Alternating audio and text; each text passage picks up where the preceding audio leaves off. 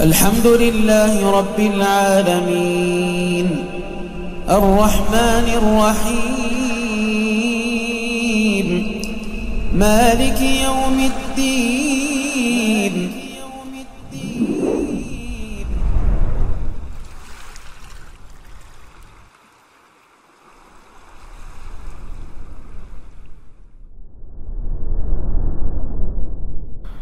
ونعوذ بالله من شرور أنفسنا وسيئات أعمالنا من يهده الله فلا مضل له ومن يضلل فلا هادي له أشهد أن لا إله إلا الله وحده لا شريك له وأشهد أن محمدا عبده ورسوله لا نبي بعده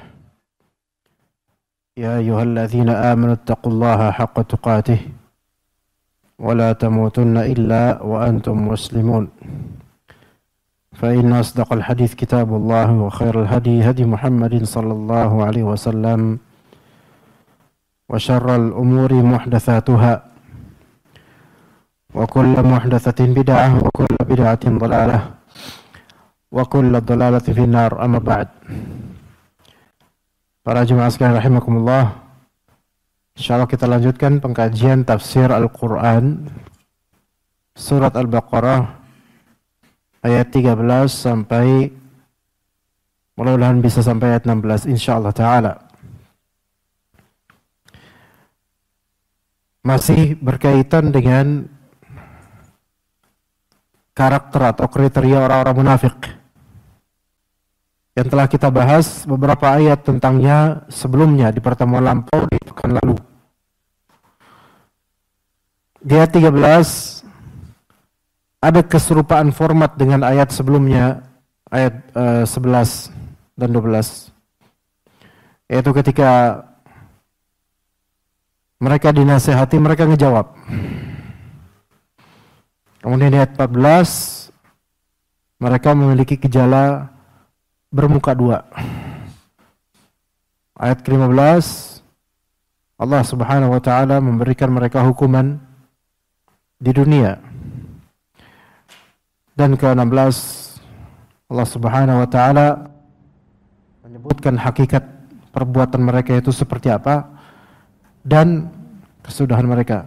Taib, di ayat 13 Allah Ta'ala berfirman, wa idza qila lahum aminu kama amana an-nas qalu anu'minu kama amana as-sufaha ala innahum humus sufaha walakin la ya'lamun. Jika dikatakan kepada mereka aminu kama amanan nas, jadi mereka diperintahkan untuk beriman kepada Nabi Muhammad SAW sebagaimana orang-orang pada beriman, yaitu para sahabat Nabi radhiyallahu anhum. Maka mereka menjawab, qalu anu'minu kama amanas sufaha.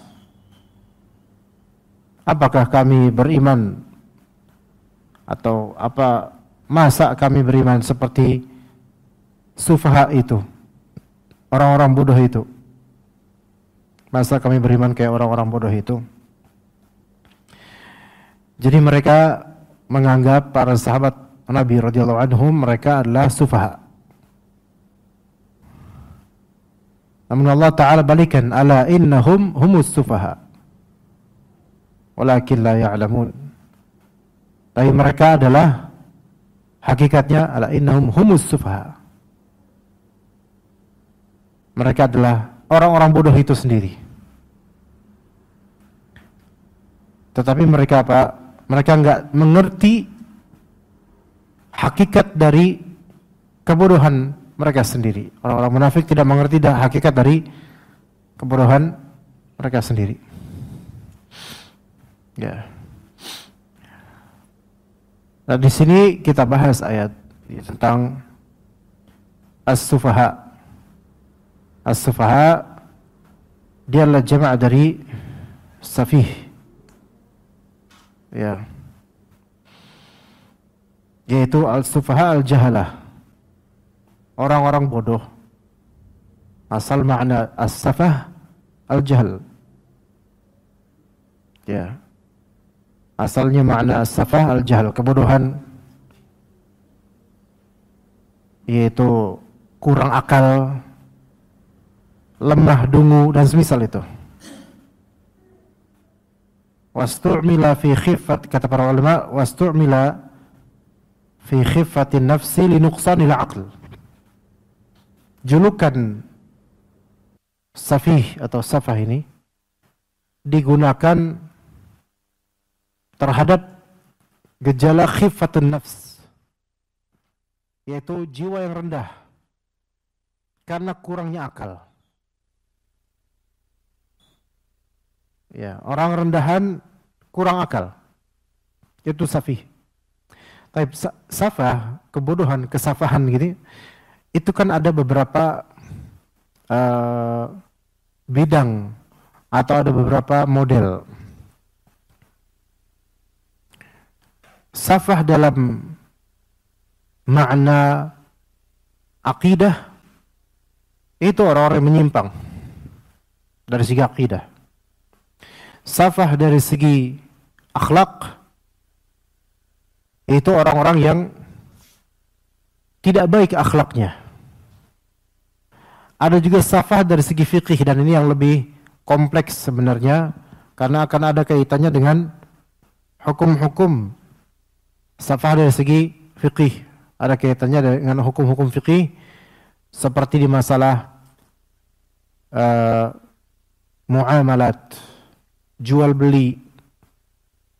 Begitu juga dalam masalah nikah, perwalian dan semisalnya. Juga dalam masalah nafkah. Ya. Maka ini masuk dalam ranah fikih. Tapi di ayat ini sufaha bukan dalam masalah fikih, tapi dalam masalah apa? Dalam masalah akidah. Orang-orang munafik menjuluki para sahabat mereka orang-orang yang safih atau sufaha, bodoh dari segi keyakinan dan akidah. Dan Allah Ta'ala jawab, ala innahum humus sufaha. Mereka inilah justru yang merupakan sufaha. Walakin la ya'lamun, tetapi mereka tidak mengetahui bahwasanya diri mereka itulah sufaha. Ala innahum humus sufaha walakin la ya'lamun. Nah, di antara faedah yang bisa kita dapatkan dari ayat ini juga jemaah.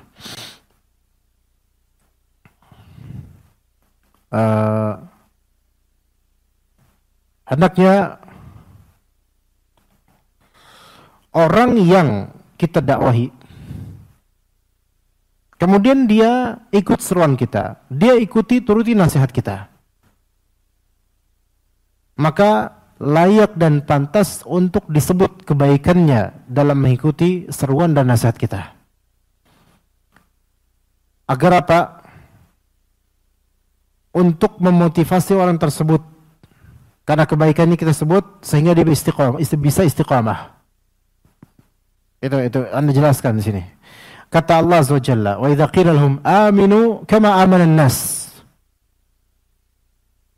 Kalau orang-orang munafik dibilang sama orang-orang, para sahabat bilang, berimanlah wahai kalian seperti berimannya para sahabat, seperti berimannya mereka. Maka di sini dimention atau disebutkan kebaikan sahabat yang mengikuti ajaran Nabi SAW. Ketika para sahabat atau orang-orang ini, yaitu para sahabat radhiyallahu anhum, disinggung tentang kebaikan mereka di dalam Al-Quran, maka itu akan menjadi tasji' dan motivasi para sahabat untuk istiqamah. Ibaratnya kayak kita beberapa anak nih, atau kita punya murid. Ada murid yang Masya Allah rajinnya, subhanallah, Masya Allah, rajin sekali. Maka kita katakan ke murid lainnya, kayak fulan dong, fulan ini Masya Allah, beliau rajin, bisa bikin rangkuman dan seterusnya. Disebut kebaikannya untuk memotivasi dia untuk terus istiqomah dalam kebaikannya, dan memotivasi orang lain untuk mengikuti kebaikan seperti dia mengikuti kebaikan. Wa idza qila lahum aminu kama amana an-nas, maka memberikan sampel dengan memuji orang yang telah melakukan kebaikan, itu adalah salah satu manhaj tarbiyah dalam Al-Quran juga. Bisa kita refleksikan ke istri kita atau anak kita dalam hal ini. Menyebutkan kebaikan dia untuk mentasjih dan memotivasi agar dia terus baik. Antum sudah baik, kamu sudah baik, Anda sudah baik. Sehingga dia terasa, oh ternyata kebaikan saya dihargai atau diapresiasi. Ya, sebagaimana Allah Ta'ala menyinggung dalam beragam ayat, Allah Ta'ala menyinggung tentang orang-orang saleh, tentang orang-orang beriman dari kalangan sahabat. Sehingga itu membuat mereka istiqamah. Ya.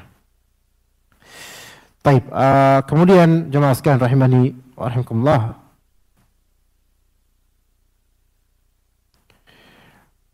Di antara faedah ayat ini, Allah Ta'ala menjawab, ala innahum humus sufaha. Mereka ini orang-orang munafik, hakikatnya mereka lah yang sufaha. Walakin la ya'lamun. Mereka tapi enggak ngerti, mereka enggak ngerti hakikat kebodohan itu sendiri. Faedahnya ikhwan, orang-orang yang tidak ngerti kerap kali menilai, melabeli dan memvonis apa yang mereka tidak paham tentangnya. Ya. Maka dikatakan dalam sebuah mathal, al-mar'u aduwwu ala jahlih, atau aduun ma jahilah. Seseorang itu adalah musuh dari apa yang dia tidak ketahui sendiri. Jadi manusia itu kerap kali memusuhi sesuatu yang tidak dia kenal, tidak diketahui, asing bagi dia, tapi dia musuhi. Ya. Seseorang memusuhi apa yang dia tuh nggak tahu hakikat dari apa yang dia musuhi, tapi dia musuhi karena ketidaktahuannya lah dia memusuhi itu. Ya. Kita kadang melabeli sesuatu ini buruk, tapi kita belum mengupas sebenarnya apa yang terjadi dan ada apa, kita sudah menilai. Padahal enggak, kita nggak ngerti. Seandainya kita ngerti, belum tentu kita akan mengatakan itu. Nah, orang-orang munafik,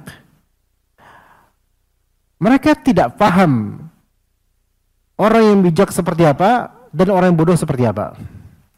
Gambaran mereka adalah mereka lah orang bijak dan para sahabat adalah orang-orang bodoh. Maka mereka belilah para sahabat itu sebagai sufaha. Amil kama aman sufaha, para sahabat dijuluki sufaha, orang-orang bodoh bagi mereka. Maka dikatakan oleh para ulama, itu di antara Syekh Utsaimin rahimahullah dan tafsirnya, di antara hikmahnya lah, annal hikmata kullal hikmah innama hiya al-imanu billahi ta'ala wa ittiba'u syariatih. Bahwasanya sebijak-bijaknya segala kebijaksanaan, sebijak-bijaknya segala kebijaksanaan adalah beriman kepada Allah dan mengikuti syariat Allah. Lawan dari bijaksana adalah ketololan, kebodohan. Jadi bijaksana hakim, orang bijaksana itu hakim, dan orang yang tolol, bodoh itu safih. Ini lawannya. Para kaum munafikin, mereka menjuluki para sahabat sebagai sufaha, padahal mereka hukama. Padahal mereka orang-orang yang bijaksana. Karena apa? Karena orang munafik ini nggak ngerti hakikat hikmah kebijaksanaan dan hakikat safah kebodohan. Arti kebalik dia, pikiran mereka kebalik. Salah menjuluki orang, maka Allah balikin. Dan hakikat dari kebijaksanaan adalah kita beriman pada Allah dan mengikuti syariat Allah. Fa inna kulla man lam yu'min billah wa khalafa syari'ata fa huwa safih. Maka siapapun yang tidak beriman pada Allah, siapapun menyelisih syariat Allah, maka pada hakikatnya dia bodoh, safih, jahil. Fayaqtadi anna dhiddahu yakunu hakiman rasyida. Maka konsekuensinya lawan dari orang bodoh, lawan dari orang beriman adalah orang yang bijaksana. Lawan dari orang yang menyelisih syariat adalah orang yang bijaksana. Maka orang yang beriman kepada Allah dan mengikuti syariat Allah, itulah orang bijaksana. Secara uruf kadang-kadang kadangkala kebijaksanaan itu hanya diukur dari penampilan, dari fulan udah tua dan seterusnya. Enggak, kebijaksanaan secara syar'i itu adalah ketika kita tahu dalilnya dan kita ikuti dalil itu. Begitu, itu bijaksana. Kebodohan adalah udah kita nggak tahu dalil, kita sok tahu, nah ini bodoh. Atau kita tahu dalil, kita tentang, ini juga bodoh. Maka kebijaksanaan hakiki itu adalah beriman kepada Allah, ikut syariat, ikut dalil.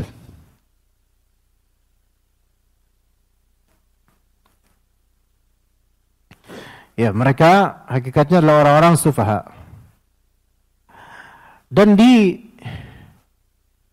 masalah ini, ikhwan, banyak sekali terjadi baik di kalangan salafin atau di luar atau dimanapun. Suatu pihak atau person atau individu memvonis, melabeli, memusuhi dan seterusnya sesuatu yang dia tidak punya ilmu tentangnya. Dia hanya berpikir tentang apa yang di pikiran yang qasir, yang pendek.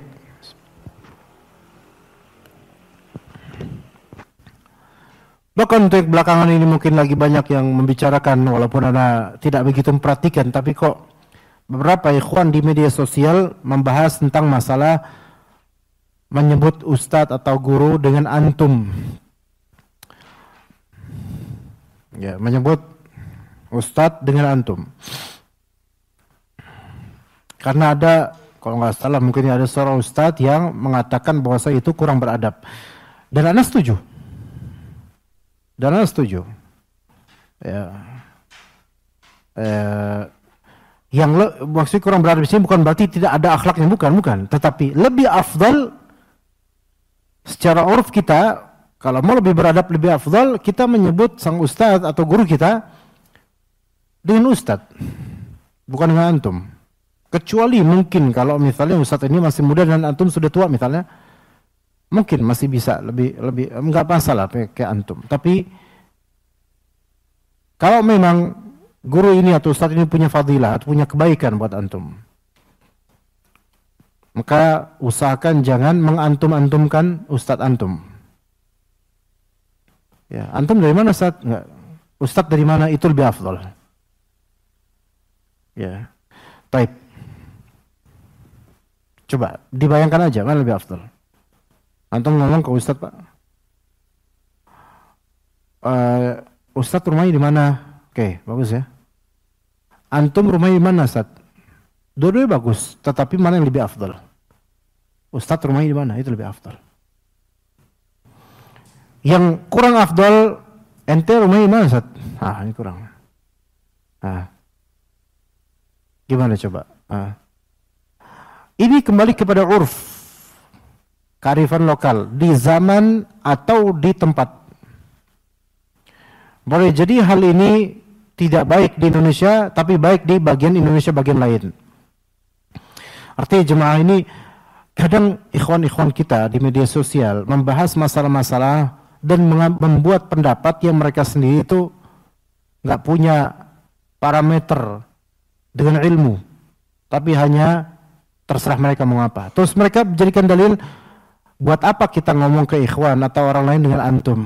Kan antum kan jamak, kalian. Ini kan satu orang. Sementara kalau ke Allah aja enggak antum, ayo. Paham enggak coba maksudnya? Ngerti enggak? Atau enggak ngerti?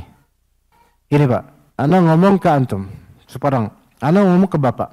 Pak, gimana kabar ente, Pak? Tersinggung enggak Bapak? Tersinggung, enggak enak. Apalagi Bapak udah usia lebih tua dari ana. Ente ngapain aja Pak hari ini, Pak? Gimana rasanya? Makanya memang ini nggak ditentukan dalam syariat, tetapi ini kembali kepada urf, masalah akhlak ini. Kita bilang antum kepada orang yang lebih tua, kepada sama teman pengajian. Kalau udah deket sebaya seumuran itu mungkin lah, oke, ente ana ente, oke lah. Tapi sekarang kalau udah nggak seumuran atau baru kenal atau dia lebih tua, antum bilang antum atau ente gimana ente? Itu kayak kurang enak banget gitu dengarnya. Terus berdalih dengan Masa nggak mau dipanggil ente? Ustadz, ente masa nggak mau dipanggil Ustadz? Nggak perlu ente. Kan Ustadz satu orang. Paham nggak? Coba Pak, sekarang panggil ana dengan panggilan ente Ustadz. Coba. Enak nggak rasanya? Jemaah lain gimana ngerasanya? Pasti ini kurang berakhlak. Tapi mungkin akan berdalih dengan apa? Loh, kan Ustadz satu orang. Ya kan? Ente dari kata anta satu orang. Nggak usah pakai antum dong, kan antum kan banyak. Nah ini lagi, kerasanya bener. Kok Allah aja kita minta Allahumma anta rabbi, bukan antum rabbi. Padahal itu Allah Rabbul Alamin. Masa ke orang biasa kayak ustadz, masa pakai antum, mau banget diagungkan gitu. Ini benar-benar pemikiran yang salah. Ya seolah-olah benar, tapi ini hancur, pemikiran seperti ini hancur. Sehingga terjadi di media sosial belakangan ini pembahasan-pembahasan yang gaduh, padahal ini hal yang sebenarnya gampang sekali dipahami. Ya. Artinya orang ketika bicara atau melebeli sesuatu yang dia sendiri nggak paham, nggak punya kaedahnya, maka akan lahirlah kaedah-kaedah atau hasil-hasil yang nggak benar. Kayak ini orang munafik, nggak paham hakikat dari kebijaksanaan hikmah seperti apa. Akhirnya mereka melebeli para sahabat itu baik sufaha. Kayak orang-orang liberal, orang-orang munafik di zaman sekarang juga begitu. Menganggap orang-orang yang rajin ngaji itu raj'i, yaitu keterbelakangan. Mereka bilang Neil Armstrong sudah ke bulan, kita masih aja bahas taharah, haid, nifas dan seterusnya, masih ada QC. Itu udah ke bulan. Subhanallah. Ya. Karena apa? Mereka jahil. Sampai beberapa dari orang-orang pergerakan mengatakan beberapa ulama ahlu sunnah sebagai ulama haid dan nifas. Ulama haid dan nifas karena hari ini udah tua masih aja membahas haid dan nifas. Subhanallah. Tuh lihat bagaimana orang-orang ketika mereka nggak ngerti ilmu syar'i, mereka memusuhi ilmu dan memusuhi orang-orang yang bergulat di ilmu. Begitu. Maka Imam Ahmad rahimahullah ta'ala mengatakan betapa di kitab Ar-Rad al-Jahmiyah atau di kitab As-Sunnah, betapa para ulama itu sudah memberikan kebaikan banyak bagi masyarakat dan betapa masyarakat itu seringkali menyakiti ulama. Ulama paham, masyarakat nggak paham tentang ilmu. Ya, makanya tercetuslah level ulama haid dan nifas. Hari gini masih bahas begitu dan seterusnya. Ya. Baik, kita lanjut ke ayat berikutnya jemaah sekalian rahimakumullah.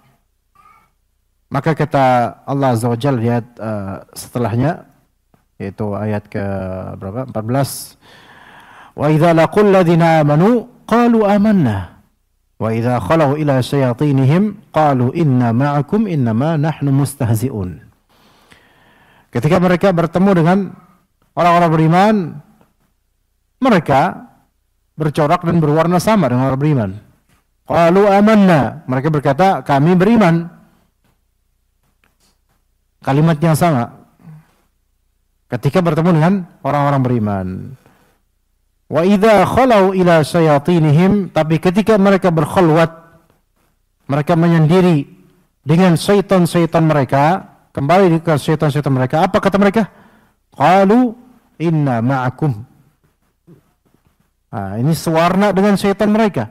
Inna ma nahnu mustahzi'un. Kami bersama kalian wahai teman-teman kami hanya mengejek saja. Kami hanya bergurau saja dengan orang-orang para sahabat itu, para sahabat Nabi itu. Ya. Lihat bagaimana mereka ya. Jeleknya seperti itu. Dan syayatinihim di sini, wa idza khalau itu khalwat. Khalwat itu artinya berduaan atau bersama dengan suatu pihak yang tidak dilihat oleh pihak lain. Itu khalwat.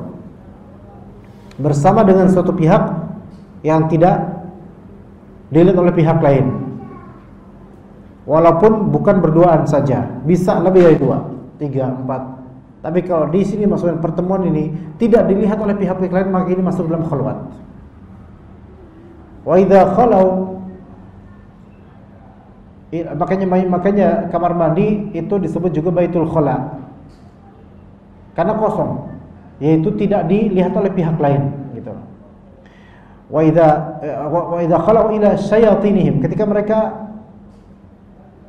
berduaan dengan syaitan mereka, atau ketika mereka bertemu dengan, di sini ikhwan antum bedain, coba perhatikan ayatnya.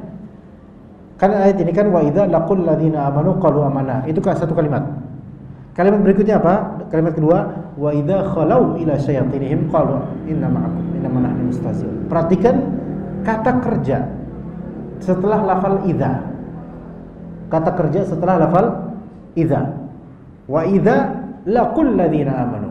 Kemudian nanti wa idza khalau ila syayatinihim. Maka di sini ada dua verbs. Ada dua kata kerja. Pertama, wa idza laqul ladzina, ketika mereka berjumpa dengan orang beriman. Liqa. Itu namanya apa? Liqa. Ya, yang dulunya Harokiyun atau PKS itu tahu liqa ya. Kemudian yang kedua, wa idza khalau ila syayatinihim, ketika mereka berkhalwat dengan syaitan mereka. Yang dulunya sufi itu tahu khalwat. Di istilah sufi itu ada namanya khalwat, berkhalwat dengan Allah gitu. Nah, apa bedanya liqa dengan khalwat? Ya. Sama seperti apa bedanya ketemuan dengan berduaan? Beda enggak? Berduaan ya ketemuan, tapi enggak semua ketemuan berduaan. Paham enggak? Bisa jelasin bedanya? Wa idza laqul ladzina amanu, kepada orang beriman mereka ketemu. Tapi kepada syaitan-syaitan mereka berduaan. Mana yang lebih eksklusif dan lebih khusus? Just berduaan. Ya. Dan hakikat asli manusia itu bukan saat di keramaian, tapi di kesendiriannya. Itu hakikat mereka tuh. Manusia tuh kayak gitu. Hakikatnya di situ. Di keramaian itu semua termasuk Anda, semua dari kita. Maka liqa dengan khalwat. Liqa itu bisa berjumpa di mana aja. Tapi khalwat berarti di majlis khusus. Dan ini kita termasuk liqa. Tapi bukan liqa tarbiyah, bukan. Ya. Ini termasuk liqa. Dalam artian kita berjumpa. Dan bebas, orang juga boleh masuk, orang boleh lihat, orang boleh dengerin streaming. Ini liqa terbuka. Iya. Liqa. Siapa aja boleh ketemu. Makanya Syekh Utsaimin itu selama hidupnya itu, beliau membuka majelis di rumahnya setiap entah Kamis sore atau Jumat sore, lupa, mungkin Kamis sore mungkin, dan membuat kajian dan tanya jawab itu. Para jemaah bertanya, beliau menjawab dulu ketika beliau masih hidup. Maka direkam itu semua liqa itu sampai jadi seri namanya Liqa Al-Bab Al-Maftuh, yaitu pertemuan pintu terbuka, atau kalau bahasa kita itu apa, open house. Jadi setiap pekan open house untuk fadl, sok siapa boleh masuk, kita bermajelis di sini, dan yang mau nanya silakan. Dan susah mendapatkan dai atau ulama atau ustadz sekarang seperti itu, susah. Ya, hampir nggak ada ya. Karena memang butuh duit buat nyambut tamu ya. Nah, liqa seperti itu liqa. Antum ketemu fulan di jalan, ini liqa namanya. Ketemu. Artinya bertemu dengan orang beriman itu bertemu di pasar, bertemu di mana, biasa aja. Qalu amanna.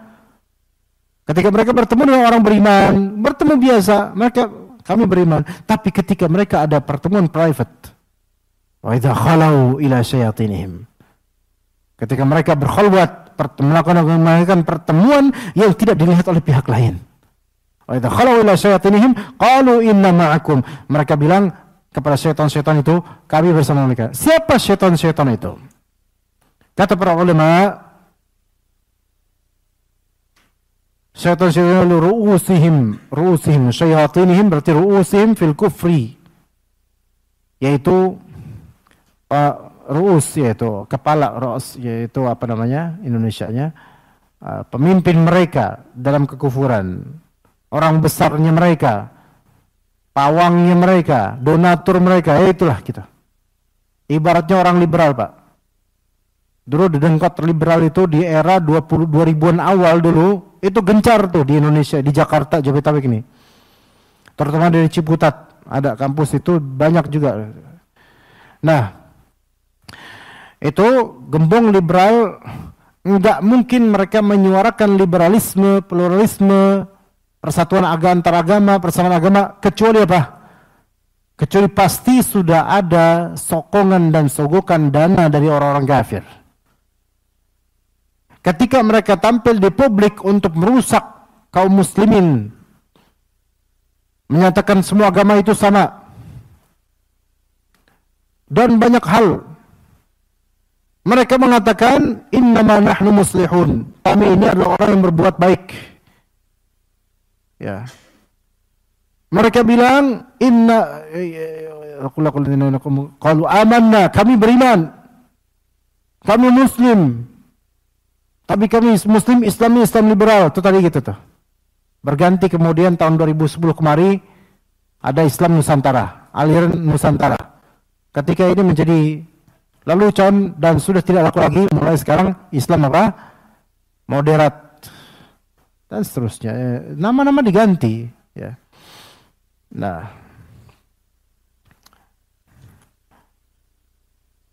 itu di publik ngakunya Islam.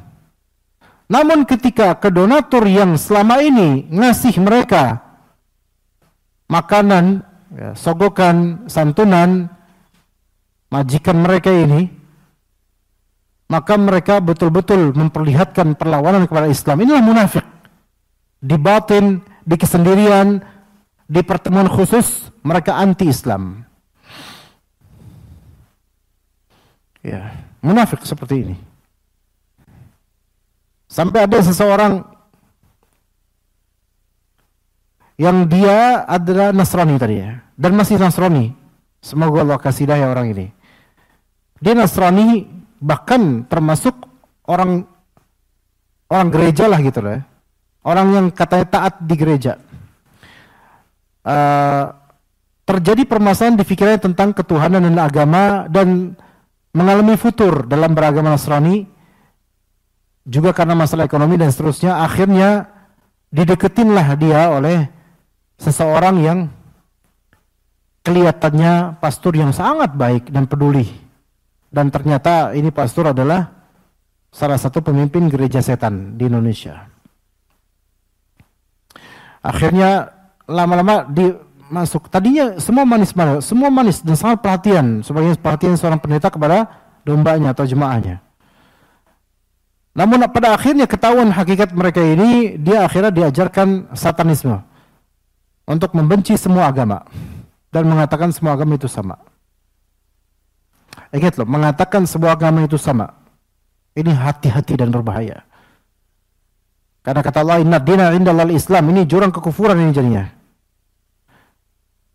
Dan ini diantara efeknya adalah salam beragam agama yang biasa disampaikan sekarang oleh sebagian dari pejabat negara. Ini adalah hasil, salah satu hasil dari apa yang diusahakan oleh dedengkot liberal dan pluralis di era 90-an dan awal 2000-an. Ini diantara hasilnya salam beragam agama. Assalamualaikum warahmatullahi wabarakatuh. Kemudian salam Nasrani, salam apa gitu disebutkan oleh pemuka negara. Yang kita udah sulit untuk membendung ini, tapi insya Allah masih bisa. Kenapa? Karena wake up-nya kita itu, wake up call-nya kita itu kurang kedengeran. Bisa dikatakan agak kecolongan. Tapi tetap harus didakwahi bahwa ini semua kemunkaran dan tidak akan berhenti pada salam 5 agama atau beragam agama di awal khutbah atau pidatonya para pejabat. Akan ada nanti hal-hal lain. Namun ini perlu kita bincangkan, bukan dalam rangka menghinakan pemerintah atau apa, bukan. Tapi harus tahu bahwasannya selama ini kita tuh kebanyakan tutup mata Sehingga hal-hal yang ini enggak kita sadari kalau ini sudah menjadi racun tersendiri yang berlawanan dengan agama Allah Azza wa Jalla. Jangan kira ini hal yang remeh jemaah. Taib. Orang ini yang tadi kembali ke gereja setan. Ketika ada kumpulan di suatu gereja syaitan, Church of Satan, di suatu mall di daerah Jakarta ini. Ini bukan Jakarta ya, pokoknya Jabodetabek lah ya. Di suatu mall. Kenapa gereja setan milihnya di mall? Karena kalau di kampung, digerebek ambis itu. Kalau di mall kan lebih private. Dan yang datang itu bukan orang-orang yang kayak mau ke gereja, kayak orang biasa. Dan ternyata di antara membernya itu ada orang-orang terkenal dari antar agama, bahkan di antaranya tokoh agama Islam yang Allah lebih tahu siapa dia ini, yang ternyata penganut satanisme. Tapi di Indonesia ini termasuk yang ditokohkan juga. Allah alam siapa orangnya.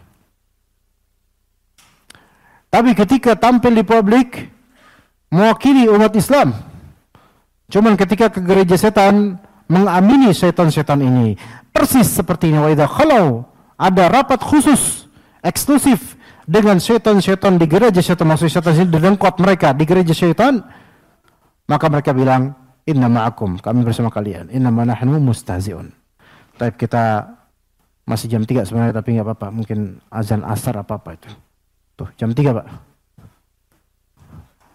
Ya, wa idza khalau ila syayatinihim qalu inna ma'akum. Ketika mereka itu berkhalwat. Berkhalwat berarti imma berduaan atau mengadakan pertemuan eksklusif yang tidak dilihat oleh pihak lain. Makanya khalwat. Beda dengan ikhtilat. Ikhtilat itu campur baur. Ikhtilat sama khalwat itu beda. Khalwat itu lebih ke berduaan atau semisal sendiri atau berduaan. Tapi kalau misalnya ikhtilat, maka ini rame-rame campur baur. Mereka berkata kepada dedengkot mereka, donatur mereka, syaitan mereka, pemimpin mereka, inna ma'akum, kami bersama, we are with you, kami bersama kalian. Inna ma nahnu mustahzi'un, kami cuma mengolok-olok para sahabat Nabi itu. Ya. Kami cuma mengolok-olok orang-orang Islam. Makanya mereka itu suka sekali memporak-porandakan tatanan syariat Allah Azza wa Jalla. Mereka suka sekali memberikan syubhat tanpa menjawab apapun dari pertanyaan awam. Yang penting mereka sudah menghadirkan di fikiran awam syubhat-syubhat supaya mereka ragu terhadap agama Islam ini. Itulah kerjaan kalau orang-orang liberal kayak gitu, rata-rata kerjaan. Jangan kayak itu. Itulah kerjaan mereka. Ya. Itulah kerjaan mereka.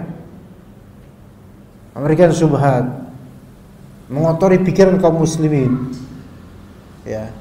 Dan mereka tetap mengakui muslim, namun ketika mereka bersama dengan pawang mereka, enggak, kami tadi cuma bercanda. Kami tadi cuma gini-gini. Kami aku muslim tapi karena kami pengen kelihatan sama mereka sebagai muslim. Kita nggak bakal bisa memerangi orang muslim kecuali kita menampakkan seperti mereka. Begitu. Tapi sekarang songkok seperti yang dipakai oleh Bapak, sekarang ini namanya songkok apa? Nasional, Pak. Inilah songkok nasional. Maka menjadi klaim songkok nasional. Oke. Sekarang asli yang pakai songkok itu siapa? Dulunya orang muslim semua, tapi sekarang jadi songkok nasional. Maka ketika kita nyari songkok nasional, maka songkok Bapak ini yang disebut songkok nasional. Taib. Apa kaitannya dengan pembahasan ini? Anda tinggal dekat dengan apa? Kampung Sawah, Bekasi. Kalau antum pernah tahu Betawi Nasrani, itu di kampung Sawah. Mungkin pernah dengar Betawi Nasrani, ada area Betawi, tapi Nasrani rata-rata situ. Kampung Sawah Bekasi, dekat sama. Dan memang Nasrani banyak di sana. Ada yang suaminya Mbah Kakung gitu, babe-babe Nasrani, istrinya muslimah. Na'udzubillah min dzalik. Itu ada di situ, di keluarga, di kampung-kampung itu, di kampung Sawah itu, masuk-masuk gang tuh banyak yang seperti itu. Alasannya toleran dan seterusnya.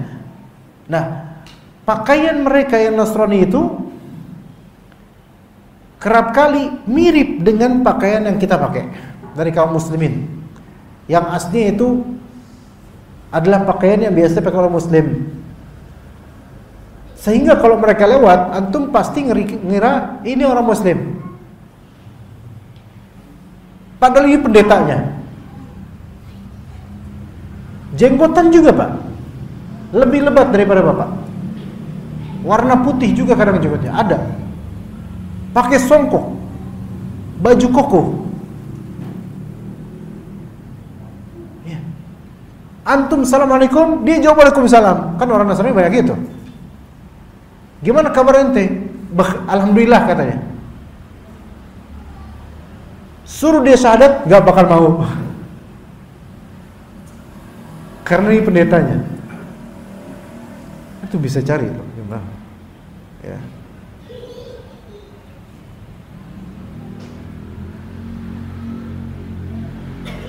Bisa cari di YouTube pendeta Kambu Sawah.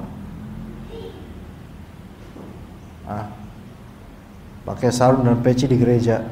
Ibadah di gereja pakai sarung sama peci. Tapi yang naikin sarungnya bukan BHS ini karena mahal. Antum lihat aja. Mirip sama orang, sama ustadz mirip.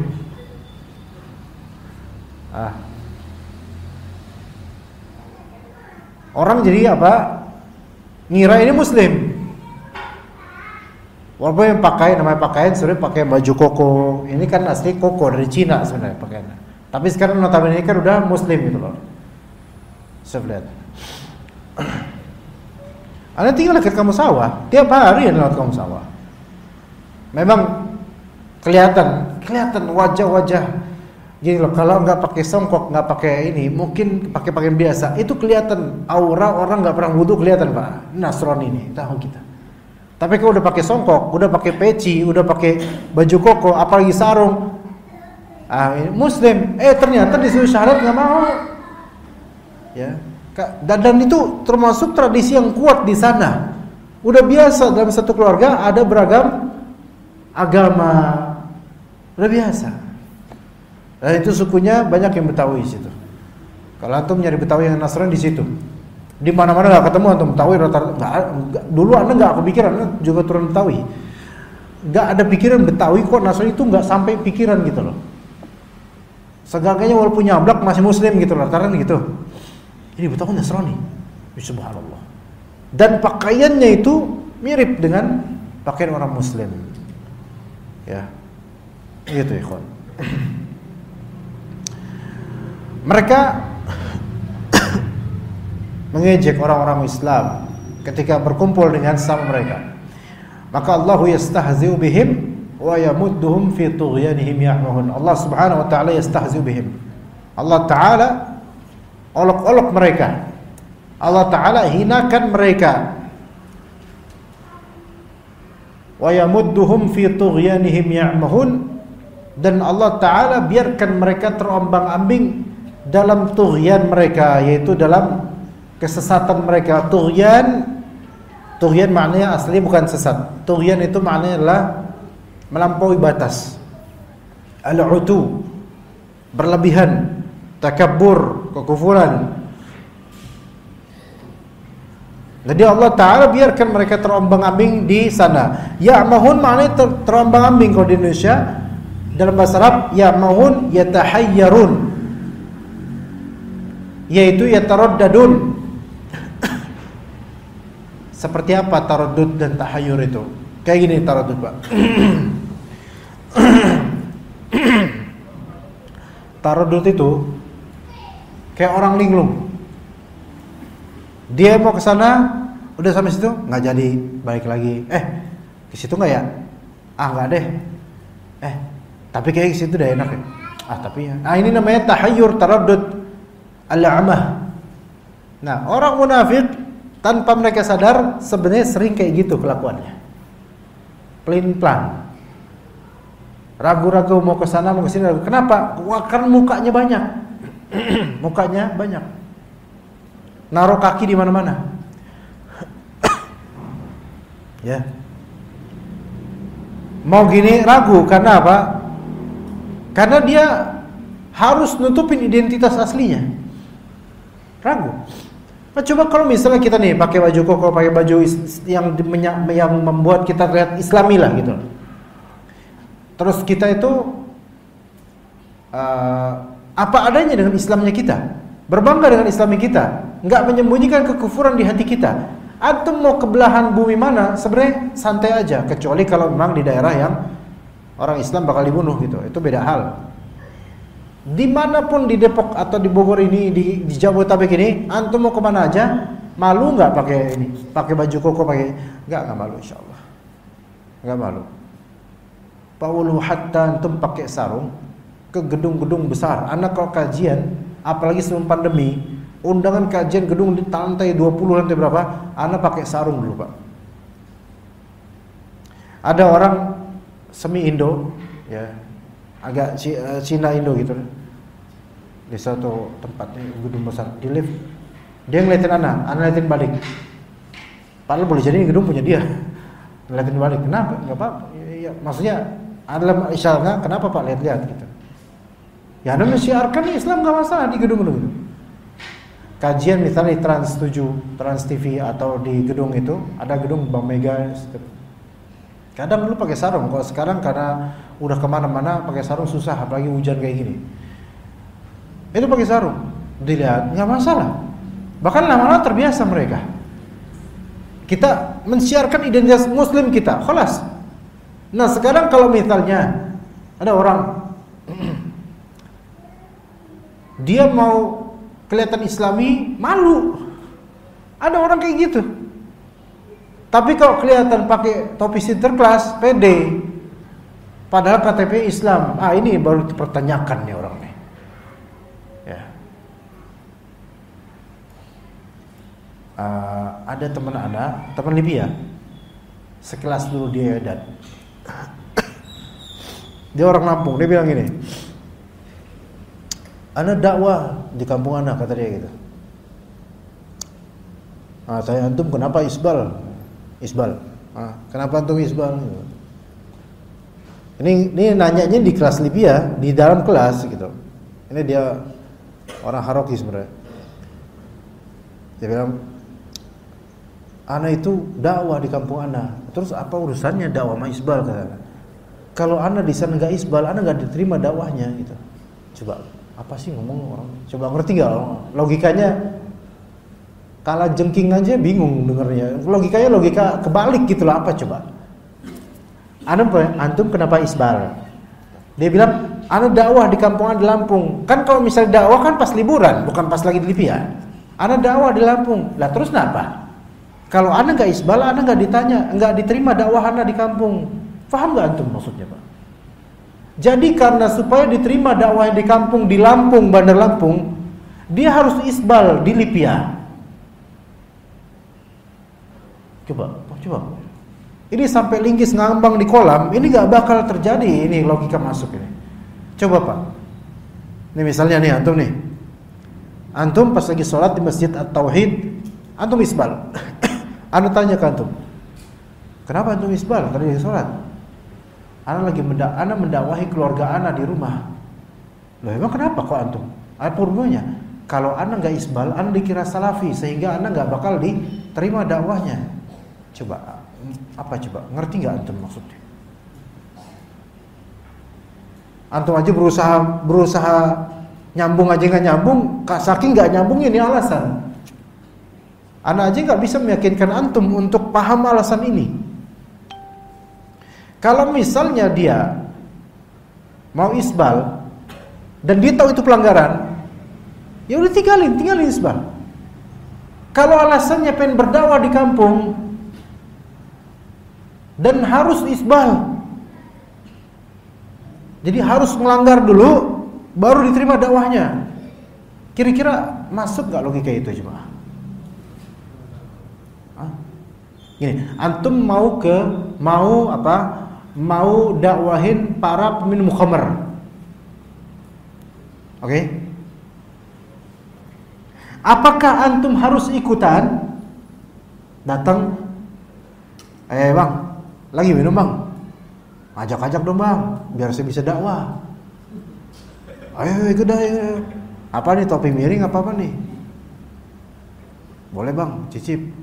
Apakah ketika dicicip orang-orang itu akan ikut dakwah dia?